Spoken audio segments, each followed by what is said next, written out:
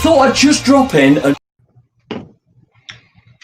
When a legend in the game puts their name to a project, you've got to pay a little bit of attention to the project, because it must be of value, it must be quality, and it must be appealing to what this project is, the Steven Gerrard International Football Academy. Now, I found out about it a few months back, so I started to investigate it, and I managed to track down the director of the international side of it.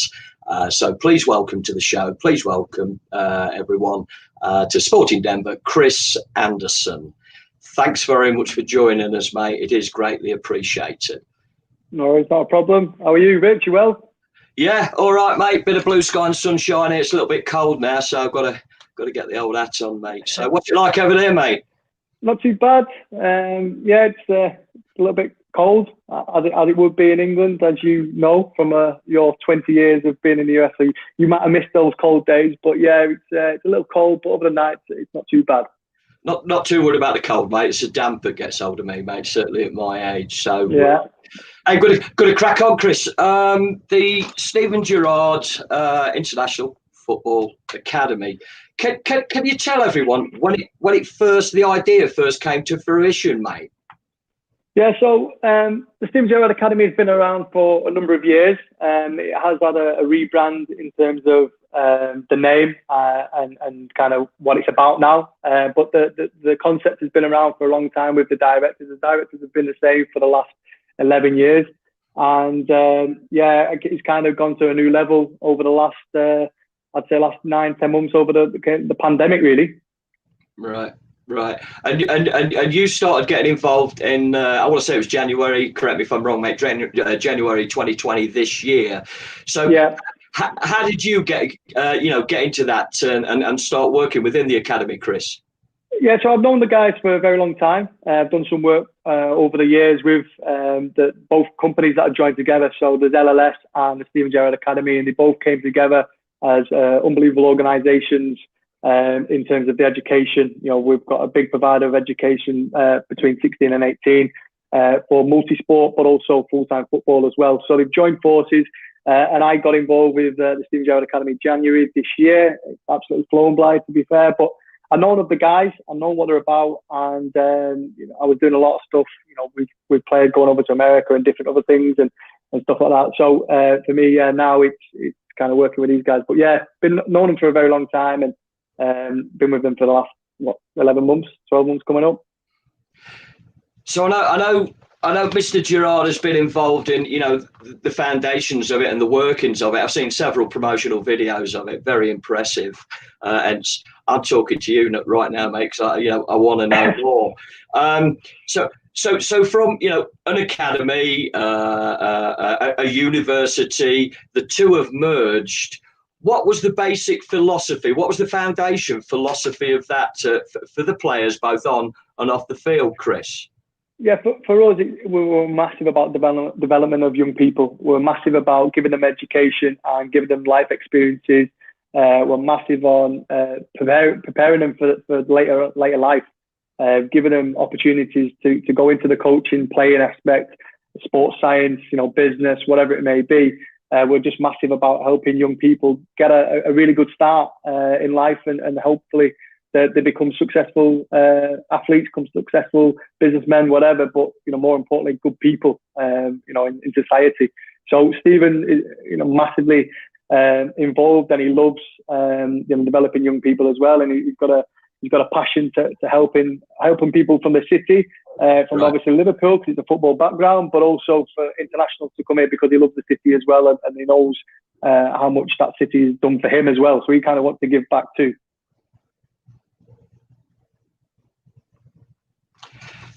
Sorry, I broke up there. I do apologise. Obviously, and yourself, we'll touch on yourself a little bit later on with that youth development side of it. Did Steven, and of course the coaching crew, all UEFA licensed coaches, did Steven bring his sort of experiences into developing that with that on and off field? through his experiences to say, hey, this is what it looked like for me, Chris. What did it look like for you? How can we mould that to make it potentially better, Chris? Yeah, so Steven's relationship with the directors has been phenomenal. They've known each other for a very, very long time. And when the directors stepped away from Liverpool Football Club after being there for 15 years, because of the passion of developing young people in an education setting as well as full-time football, they sat down with Steven. And at the time, Steven was probably one of the best midfielders in the world. Right. And obviously he was doing everything for Liverpool, Champions League winner, playing for England, however many times, captaining, both clubs and country. So he had, he didn't have that much time at that point to kind of give to this program. So yes, he was always a friend. He was always someone to talk to. He was always someone to get advice from for Dave Rowe, the director. And again, Steven's network and his infrastructure as well has kind of opened doors for several young people and the directors to grow to where they are now. And again, this is in theory only the start for the Steven Gerrard Academy, really. Yeah, so the whole thing is actually moulded around the experiences from the staff, the crew, and Steven himself. As it's a pro academy, pretty much. It's everything a pro club would have. Am I right in saying that, Chris? Yeah, you would. Yeah, we want to basically make it very similar to being at a professional club, because we understand that with all of us as youngsters, we wanted to be professional footballers. Some of us have been good enough to do it, and some of us haven't. But at the end of the day, we want to kind of give the next best thing. If it isn't a professional contract at a pro club, then you come into a program like ours because we can offer you everything that a pro club could offer other than that professional contract at that time. So again, player development, players develop at all different ages and again, body types, experiences, ability, technically and tactically.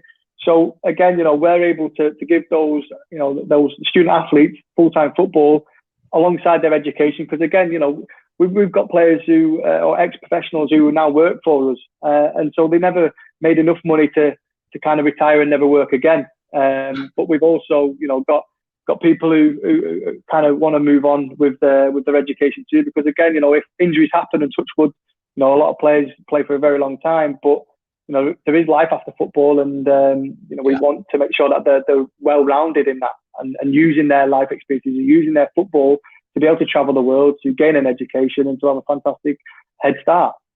So your staff, your crew, I always refer to it as a crew, mate. So you're bringing in that experience right from the top with, Steven's knowledge, experience, advice, etc., building that program. And then you've got several levels of your crew, your staff, that have played professional, semi-professional, just amateur, gone on academic-wise to play for colleges and universities. Yeah. What are the tiers in that? What do they bring to that program, Chris? What are the tiers, apart from UEFA licensed coaching? What else is involved with nutrition, etc.? I'll let you explain. Yeah, I mean, it's again, like you just said there, there's different levels of coaches and where they've played and what they've done, and we've all got a life story. We've all done something within the game at some capacity. So again, we're only trying to pass on our knowledge. We're not here to say, oh yeah, we've all been professional footballers, because we haven't. But again, there's positives from that. There's positives from not being a professional footballer. Again, I've lived in America for 4.5 years, so I understand living away from home. So when I'm dealing with these young people who are from America, Germany, the Cayman Islands, Kenya, wherever it may be, because we've got those players at the academy right now, I know what it feels like to be homesick. I know what it feels like to kind of miss your friends and family and to be in a different culture, because I've done it. Now, you could talk about other players or other coaches in the academy that haven't lived away from home because they've been professional footballers here in the UK. So they haven't had similar experiences to myself.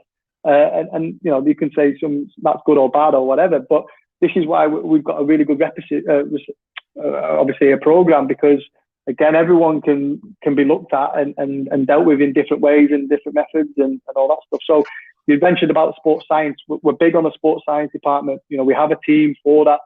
We do data analysis. We do physical data. We're looking at investing in more products and more platforms so that it will become a no excuse environment. It won't become a slight opinion, or I should have marked him, or I should have gone with that runner, or whatever it may be. It's actually no. this should have happened, and we're trying to make people accountable. We're trying to make them better footballers, and obviously just well-rounded, like we keep saying the same messages over and over again. But it's just how we do things. And you was involved with the question answer from John Atterberg, and he was saying the same things, which was fantastic, because it's just levels. That's the only difference. Yeah, and I think with the academy having access to high-end players and high-end coaches, you just mentioned John. John's the first team Liverpool goalkeeper coach. So people with that quality coming in. What's the starting age? If my youngest son is 15, he said, "Dad, I want to go." I said, "Well, hang on a minute. I don't really know what the process is." So what's the age? What's the process from, just investigating it, Chris? Yeah. Find out some more gig, Yeah, well, the age that we start is 16. 16 is still in high school over in the US. Yeah. But the players can come over and do a BTEC here, which is a course that will be in sport, and it will give them the qualifications to get into university here in the UK or back in the US. And that'll be a 2-year program, which will again run alongside the full-time football aspects. So it works both ways. You can actually come over there. Could you progress on it and actually stay on there and do further academics or further your career over there? What would that look like, Chris? Yeah, so for us, we've looked at it now, and we've got the infrastructure, we've got the staff, we've got the facilities, we've got the partnerships, we've got everything in place that we can look after people from the age of 16 to 25. So we can really cater and really give a good start to someone, from the age of 16, going all the way through doing a master's degree, so doing a high school diploma, doing an undergraduate degree, doing a master's degree. And by the age of 22, 23, they're coming out with a master's, they're coming out with that life experience and full-time football for that amount of years. I mean, I was at a professional club when I was younger, and unfortunately I never made it as a professional footballer. And I always say to players that, once you come out of full-time football, it's really difficult to kind of get back into it. Whereas they're able to do that with us so that they can play full-time and get that education. And by the age of 21, 22, they'll have 3, 4, 5 years full-time football, but that degree would be there also. So correct me if I'm wrong again, mate, because I do on occasions. I'm really wrong though, Chris. But correct me if I'm, mate. You know me anyway. So I could go over there for a couple of years, do my high school thing with a view. Would you? Let's say that boy or that girl says, I want to come and do this, but I am intending to go to college in the US. Can you help them with that process as well? Explain. Yeah, for sure. So again, my previous role before I joined the Steven Gerrard Academy, I was helping players play in 7 different countries and going over to the US and doing scholarships. So I've got a lot of experience. I've played in the US myself, so I understand the levels. I understand the NCAA, NAI eligibility, junior college, colleges in America, colleges in Canada. I've sent players to schools that have won national championships and stuff like that. So we can help players who want to do that. And again, for us, if they come here for 2 years and then want to go back to the US because they're coming from the US or they're coming from Germany or wherever, and they want to go to the US, that is an option for them. If they want to stay here and do the undergraduate degree, that's also for them. And then if they want to go home, then that's entirely up to them. But yeah, we can certainly help players who want to go back to the US if they do come over here for a 2-year period or 1-year period or whatever it may be. So yeah. So yeah, it looks like you've got the academics covered on a two-way structure there in terms of coming over, whatever country, whatever continent they're coming from, they've got that option to go back with excellent academics. On the playing side, if they decided to stay and they looked, who knows who's going to play professional football, soccer?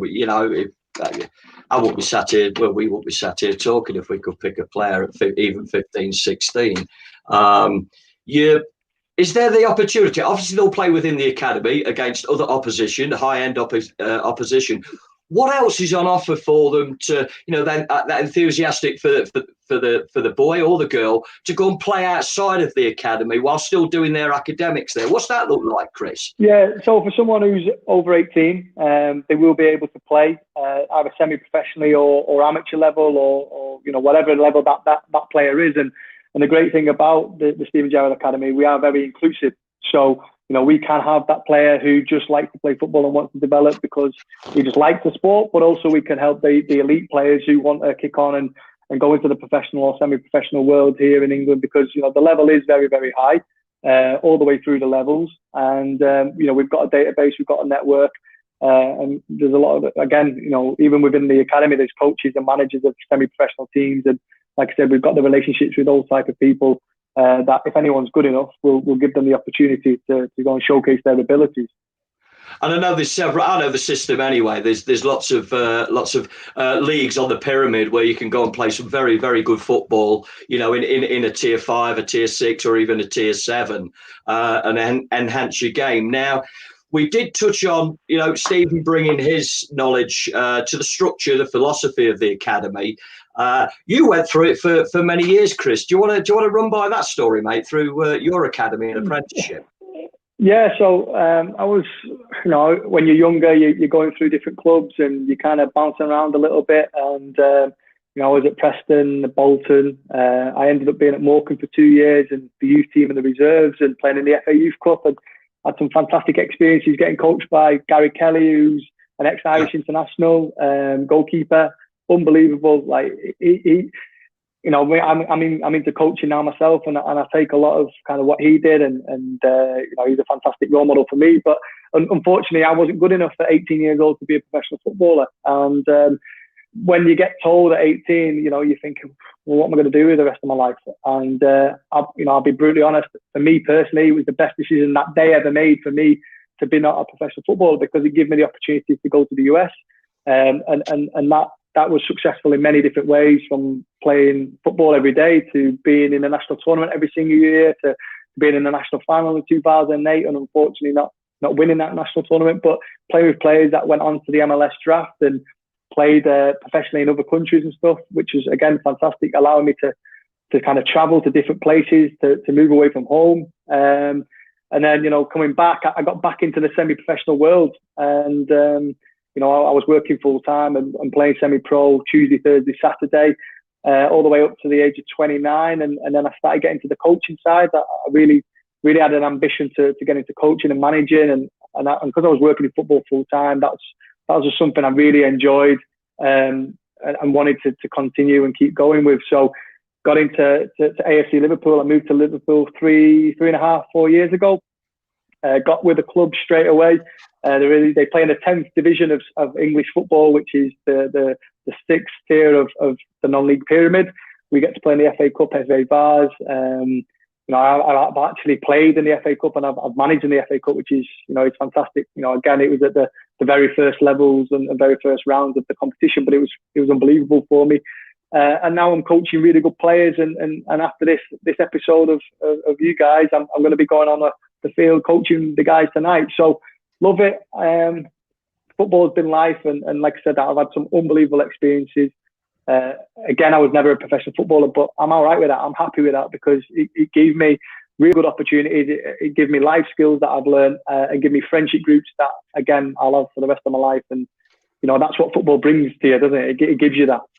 Yeah, you can't let it bypass you, because it does go very, very quickly. Now, the academy is award winning. It's proven. It's award winning. It's been recognised in the UK. And you touched on, you've moved into managing a team, and which is always tough, mate. It's like herding cats sometimes, isn't it? So, but on that level, and again, I'm going to fly your flag here, Chris, because that's you've got some awards with. I want to say, is it AFC Liverpool? Is that who you're with? Do you want to go into that a little bit, mate, with your career coaching and that management side, mate? Yeah. So, I mean, like I said, football's been life for me, and wanted to kind of take on the next challenge of managing. And I've always wanted to develop people. I've always wanted to kind of enhance their abilities and give them experiences. And again, I knew that once the playing days were over, I wanted to step into it. So yeah, I've been the manager now at AFC Liverpool. This is my second season as the first team manager. I was the assistant coach for the 6 months before that. Got into management, and yeah, we had a good season. Null and void obviously killed us a little bit in March. We were 8 games left to play. We were in the second in the league. We're going to get promoted, and then unfortunately null and void happened, and a global pandemic happened. So that's life and that happens. But yeah, we won the club of the month 2 times in around about 4 months, I think it was, and we haven't won that for a very long time. We won the Fair Play Award for I think the second out of third season out of the 3 seasons that we've just played. So we try and do things right on the pitch as well as off it. Again, I'm trying to build good young people going into their working environments and giving them again positive start, because I've got some fantastic players and some of them will go on and play higher divisions, and they're getting the game time now. They're getting the exposure, and they're getting a chance to just enjoy playing games, and that's what it's about. It's about giving people opportunities to play, and that's exactly what we're doing with SGA and the academy, and that's what I'm doing on a Saturday and a Tuesday evening as well.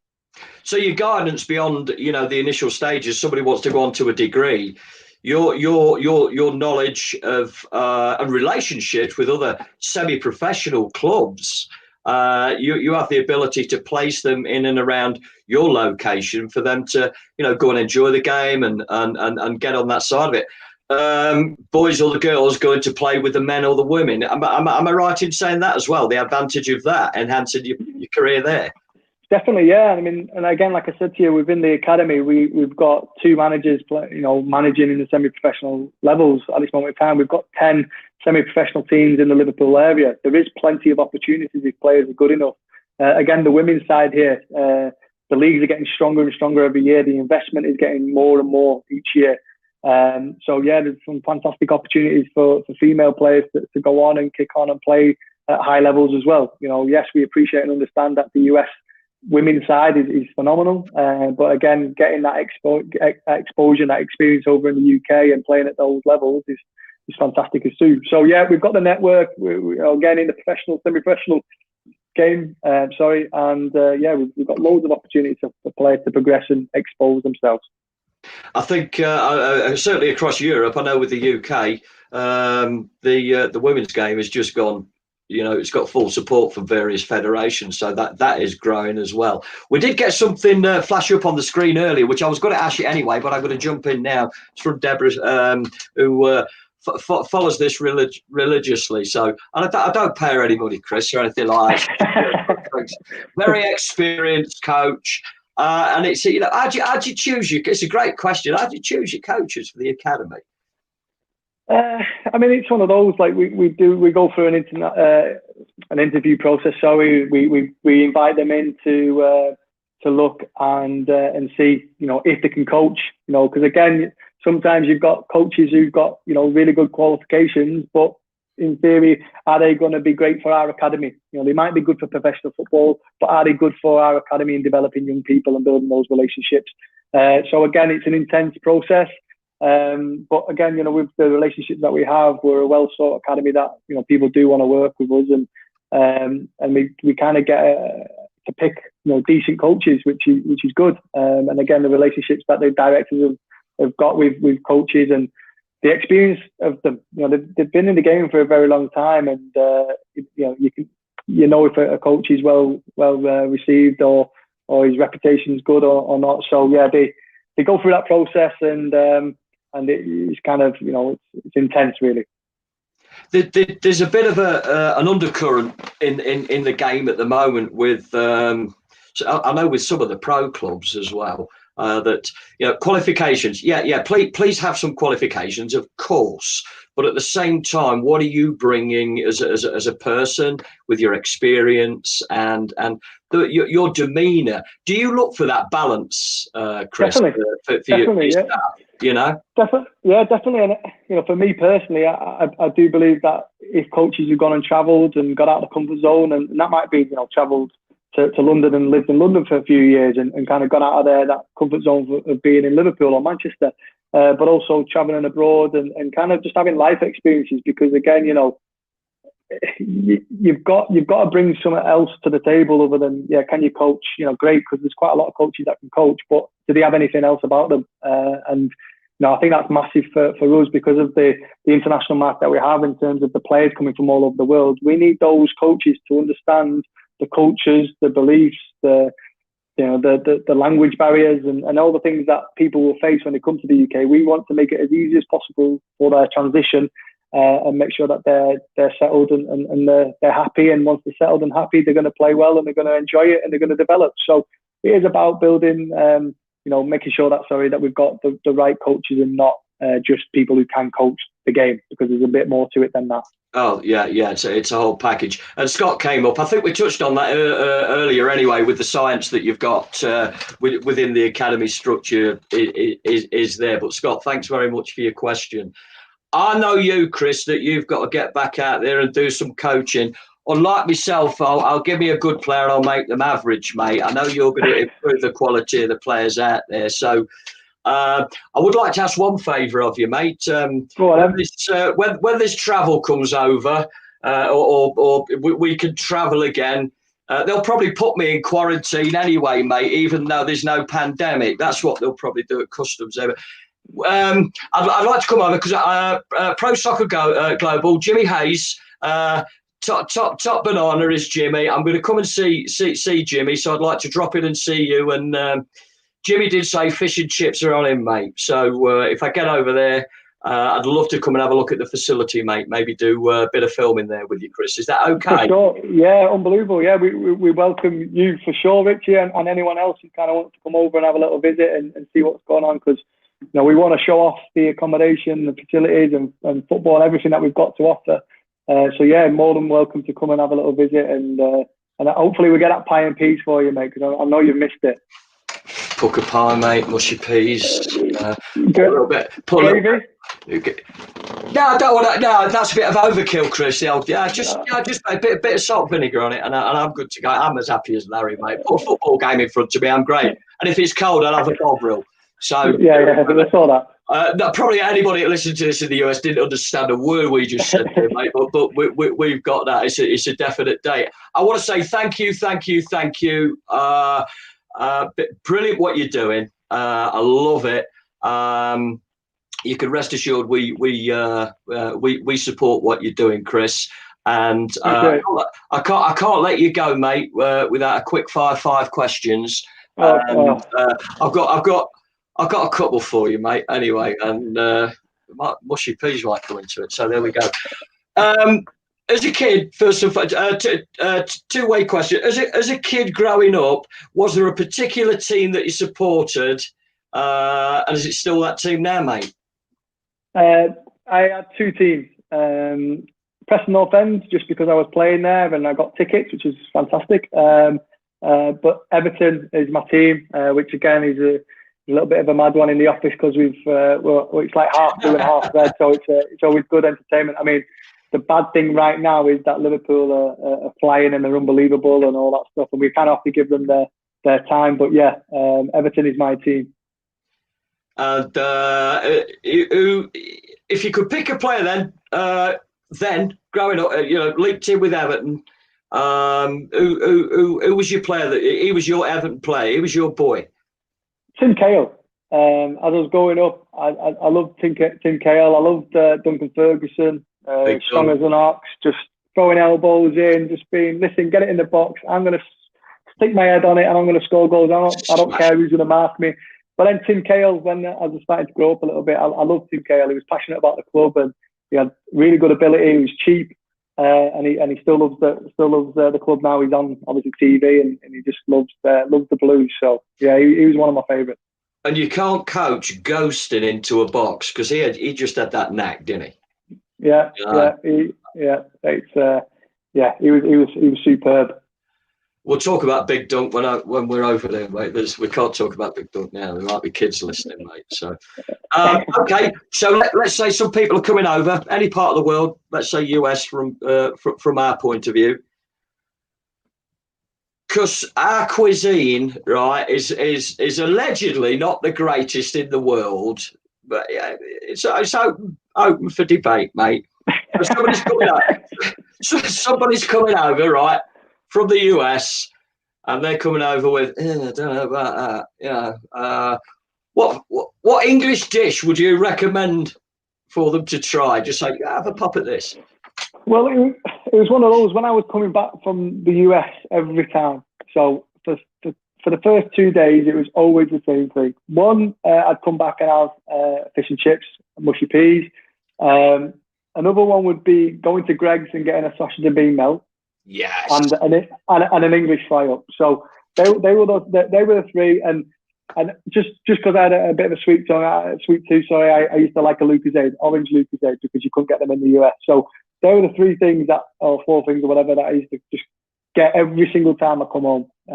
So yeah, they were my choices. So if anyone's coming over, get yourself into the local fish and chip shop. Loads of mushy peas, salt and vinegar all over the gaff, and I'm sure you'll absolutely love it. And then don't forget to do a warm-up pre-game after that, right? yeah. That's after the game. That's after the game. In today's football, if you were, I'm in the academy now. You're talking to us. If you could pick a male and a female role model for the students, the academics, the players to look at and identify with, who would those two be, mate? In terms of like professionals now? Yeah, a couple of role models, Yeah, I mean, if you look at, obviously, if you look at, say, Marcus Rashford, for example, obviously a young lad, just kind of working hard, getting his head down, and doing obviously a little bit for charity and thinking about others, which again is fantastic. On the female side, it's a little bit more difficult for me because I've kind of obviously I've developed young girls who've gone on to play over in America and stuff, but my knowledge of the women's kind of super league as such isn't as strong as others. But if you look at like Jill Scott, or if you look at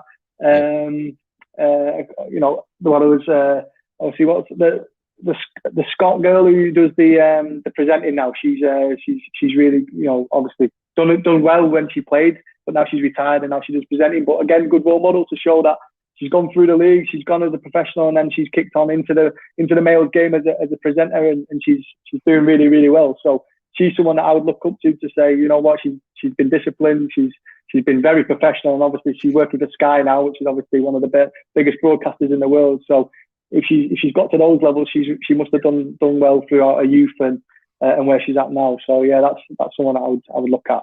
Always good to have those immediate role models, just to say, hey, they're doing this right here, right now, check them out, and see if you can focus on that. So let's say we've got the Steven Gerrard Academy team, male or female, we're under 18, and you could pick, doesn't matter what team you're playing, right? But you could pick any stadium in the country that you're going to go and take the two groups of players to play at. You can't say Goodison Park, mate. So, right. You can if you want, but no, where would it be? Just that experience for those players. Where will you go? Right, we're coming here. Let's say it's a full house. Go on. Yeah, I'd look at.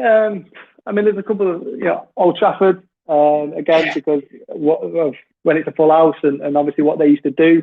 It's not been successful few years for them, but what they used to be like, I'd say that would be a place to go.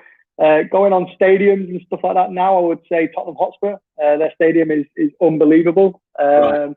State of the art, everything that it's got, it's phenomenal. So yeah, I've been nipping at Old Trafford for probably atmosphere. Definitely Goodison Park, because it's always a hard place for players and teams to go to, which the fans are on your case from minute one.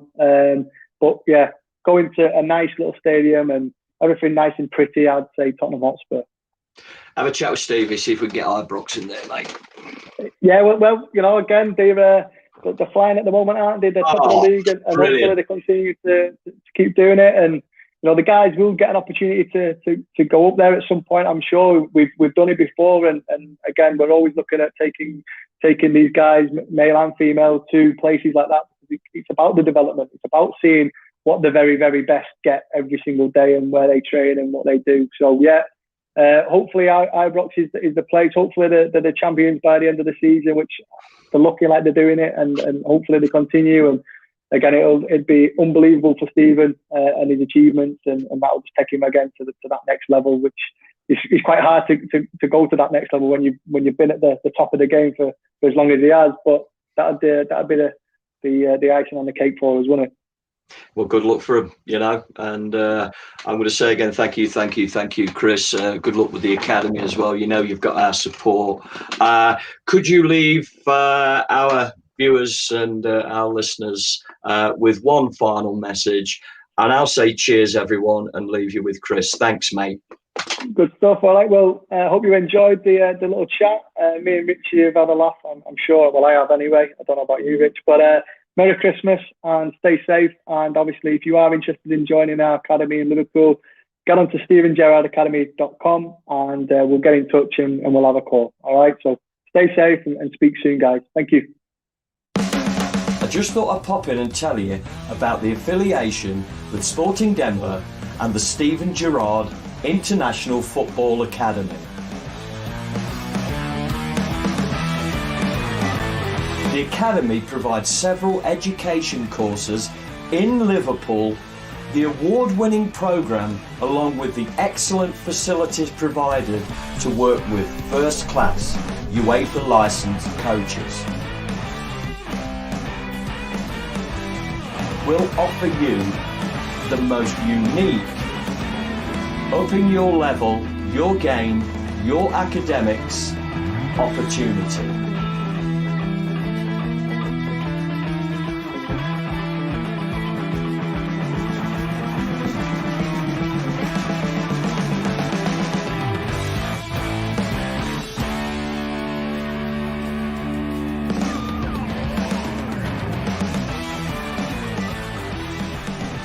To find out more about this unique soccer education opportunity, click on the link after this video and we'll get you connected. I'm Richie English, this is Sporting Denver.